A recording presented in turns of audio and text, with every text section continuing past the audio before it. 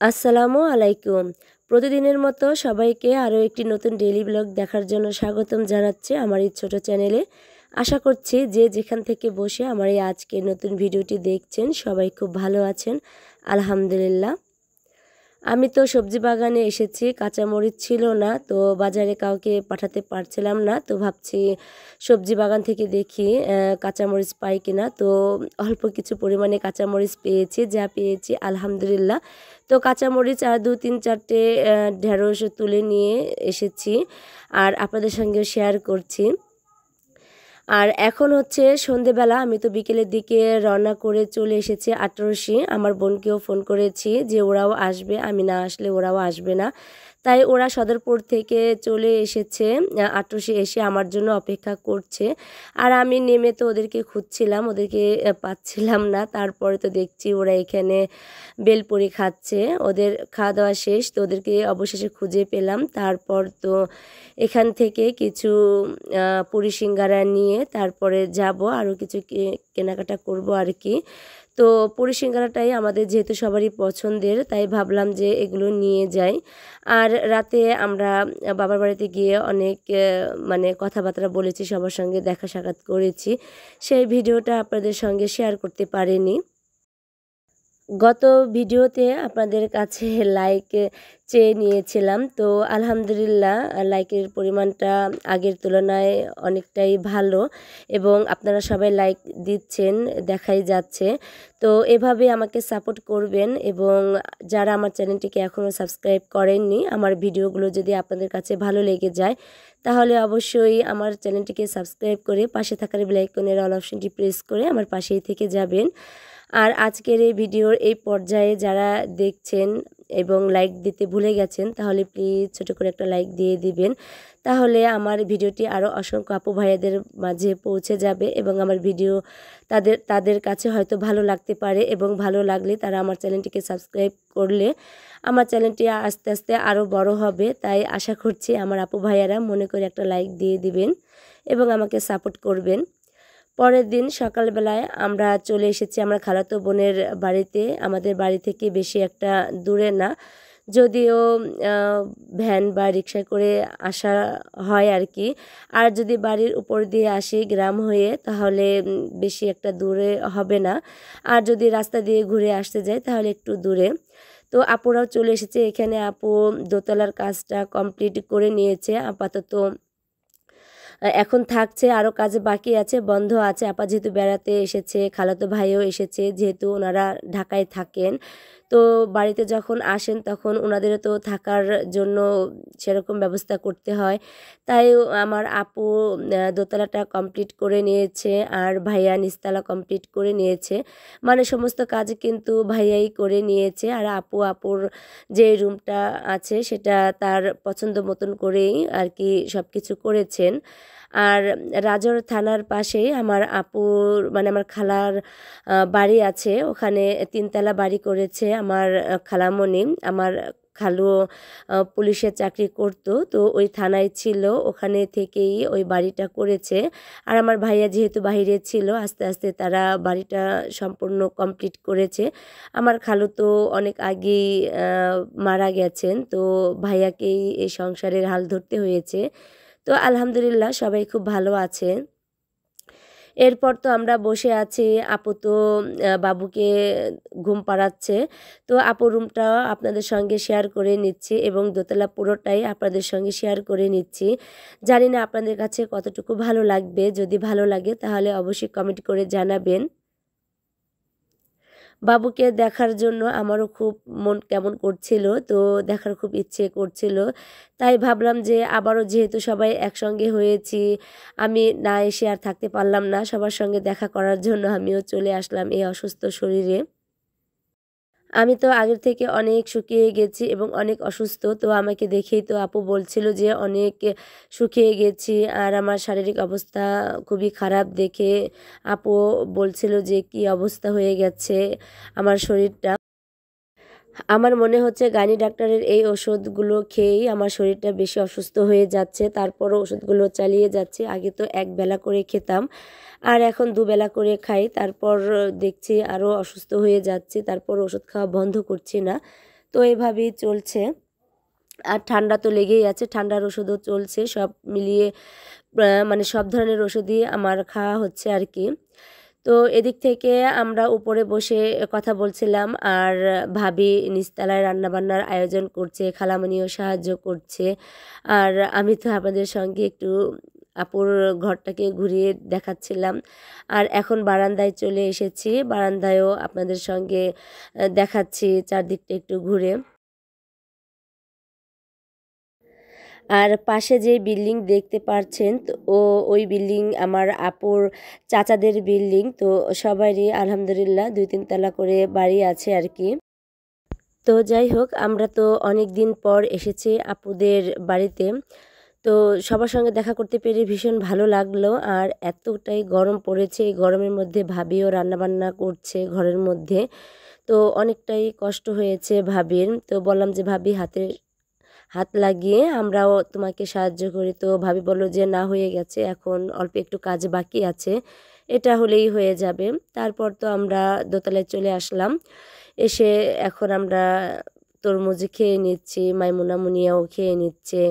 তারপর বাবুটাকে অনেকক্ষণ কোলে নিলাম, আমরা সবাই মিলে ছবি তুললাম।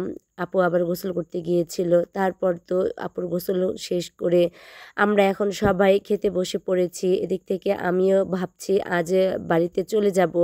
আর আমার বোনের তো ছুটি নেই, ও সকালবেলায় চলে যাবে ঢাকায়।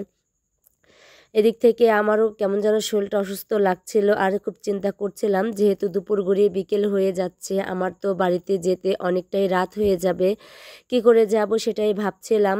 আর খাওয়া দাওয়া করে নিচ্ছিলাম সবাই মিলে, ওদেরকে বলছিলাম আমি কিভাবে যাব। তো বলছিল একটা রাত থেকে যান, আবার কবে আসেন বলা তো যায় না। আমি তো বললাম যে এমন করতে করতে তো মাঝে মধ্যেই আসা হয়, সব কিছু ফেলে রেখে আসাও সম্ভব হয় না। তো যাই হোক, এখানে ভাবি গরমের মধ্যে তো অনেক কিছুই রান্না করে নিয়েছে। এখানে মুরগির রোস্ট করে নিয়েছে, তারপর গরুর মাংস, ইলিশ মাছ ভাজা, বেগুন ভাজা, তারপরে লেবু, সালাদ, পোলাও, পায়েস, সেমাই, অনেক কিছুরই আয়োজন করেছে। তো গরমের মধ্যে যদিও খাওয়া যায়নি, তারপরও যতটুকু পেরেছি খেয়ে নিয়েছি। আর আমি যেহেতু ওষুধ খাচ্ছি, আমি তেমন একটা খেতে পারিনি, তারপরও যেহেতু ক্ষুধা লেগেছে তারপরও খেয়ে নিয়েছি। আর সবাই মিলে এখন খাওয়া দাওয়া করে তাই ভাবছি যে কি করব। চিন্তা ভাবনা করলাম যে বোনের সাথেই চলে যাই, ও বলছিল যে আমাদের ওখানে চলেন। তারপর তো চলে আসলাম বোনের শ্বশুর বাড়িতে। এখানে এক রাত থেকে তারপরে সকালে আমি চলে যাব আমার বাড়িতে, আর আমার বোন চলে যাবে ঢাকায়। আর এখন আমরা এই তো ঘরে চলে আসছি। এখানে তো আমার ওই মা হাঁসগুলোকে খেতে দিয়ে দিয়েছে। ওখানে তো গরু বাঁধা আছে, আপনারা তো দেখেছেন যারা আমার প্রতিদিনের ভিডিও দেখেন আপুরা, তারা তো আমার এই জায়গাটা অবশ্যই পরিচিত আপনাদের সবার কাছে জানি। তো যাই হোক, আমার বোনের ছোট যা তো রান্নাবান্নার আয়োজন করে নিয়েছে। এখানে মাছের রান্না করে নিয়েছে, চচ্চড়ি করে নিয়েছে, তারপর ধনেপাতা ভর্তা করে নিয়েছে। এগুলো দিয়ে এখন আমরা রাতের বেলায় খেয়ে নেব। তারপর তো সকালবেলায় রাতটা তো কোনো রকম পার করলাম, একটু ঘুম আসেনি। আসলে নিজের জায়গা থেকে অন্য কোথাও গিয়ে ঘুমালে না তেমন একটা ঘুম আসে না। আমার তো একদমই এই 2 রাত ঘুমাতে পারিনি। কি করব, তারপরেও অনেক কষ্ট করে একটু ঘুমিয়েছি। একটু বেলা করে ঘুম থেকে উঠে তারপরে এসেছি। এখানে তো আমার বোনের ছোট যা রান্নাবান্না করে নিচ্ছে। ও এখানে রান্নাবান্না করে নিচ্ছে, আর আমার বোন তো ঢাকায় চলে যাবে। ওদের কাপড়-চোপড়গুলো গুছিয়ে নিচ্ছে, আর আমিও আমাদের কাপড়-চোপড়গুলো গুছিয়ে নিয়ে তারপরে খেতে বসে পড়লাম। তো ডাল চুলায় ছিল, ডাল দিয়ে আর খেতে পারিনি।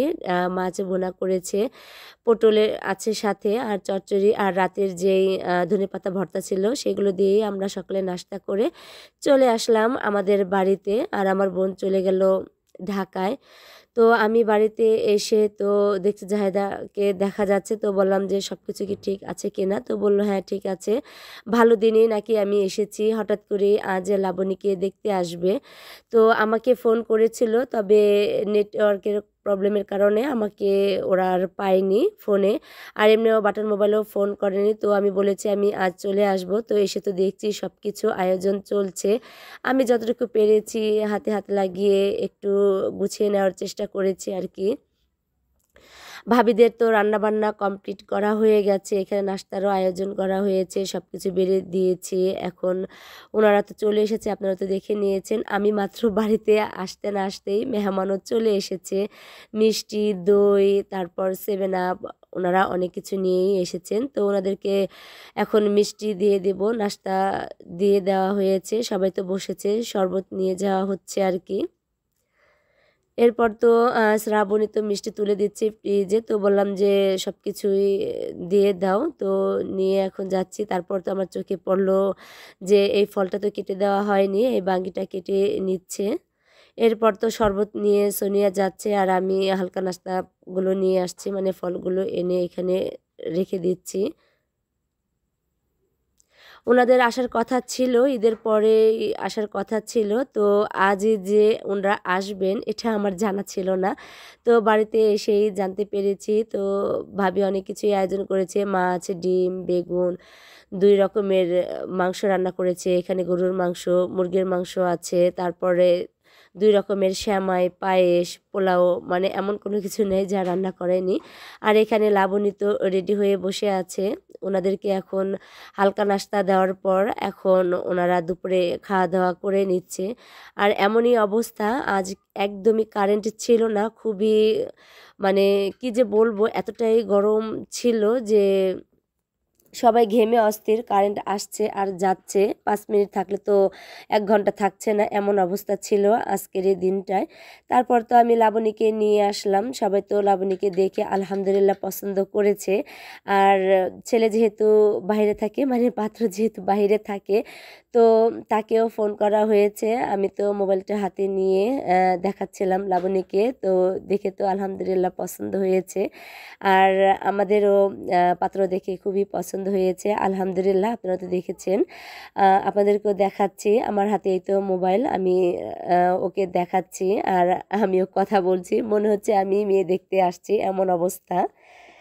তো যাই হোক, আমরা এখন পাত্রের সঙ্গে কথা বলছি, আমি এবং আমার ছোট যা, তারপর বড় যা, ছোট যাকে বললাম আসো, ও তো লজ্জা আসছিল না। তারপরও পরিচয় করিয়ে দিয়েছি, আমি এবং আমার বড় যা আমরা দুজনে মিলে কথা বলছি পাত্রের সঙ্গে। তো খুবই হাসি খুশি এবং খুবই মানে নম্রভদ্র আছে।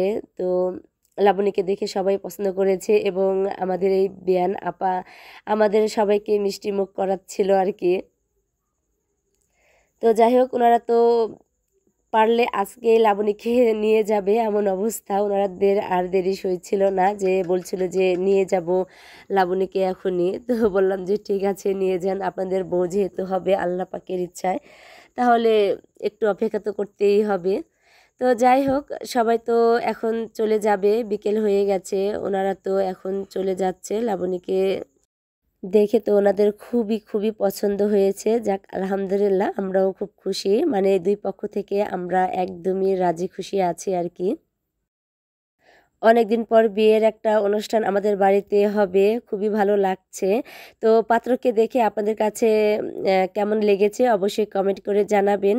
আজ আমি এখানেই সবার কাছ থেকে বিদায় নিয়ে নিচ্ছি। সবাই ভালো থাকবেন, সুস্থ থাকবেন এবং আমার ভুল ত্রুটিগুলো অবশ্যই ক্ষমার সুন্দর দৃষ্টিতে দেখবেন। আসসালামু আলাইকুম।